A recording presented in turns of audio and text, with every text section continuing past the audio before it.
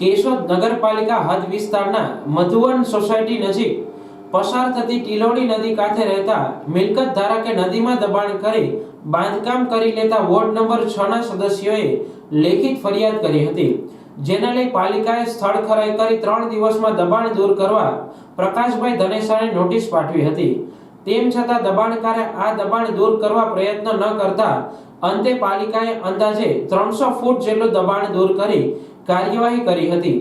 પાલિકા આવા દબાણો દૂર કરવા જે પણ કાર્યવાહી કરશે તે અંગે થતા ખર્ચાઓ મિલકત ધારકના વેરા બિલમાં ઉમેરો કરી તેની પાસે જ વસૂલાત કરવામાં આવશે તેવું પાલિકાએ જણાવ્યું હતું।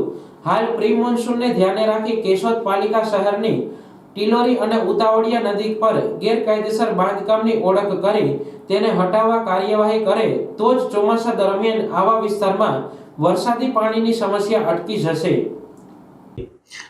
કેશોદ નગરપાલિકાના મધુવન વિસ્તારમાં ટીલોરી નદી પર પ્રકાશભાઈ ગોકળભાઈ ધનેસા દ્વારા અનધિકૃત બાંધકામ કરવામાં આવી રહેલું છે તે બાબતની કેશોદ નગરપાલિકાના સદસ્યશ્રીઓ દ્વારા અત્રેની કચેરીને ફરિયાદ મળેલ હતી, જે અનુસંધાને કેશોદ નગરપાલિકાએ દબાણ કરનારને 3 દિવસની નોટિસ આપેલી હતી।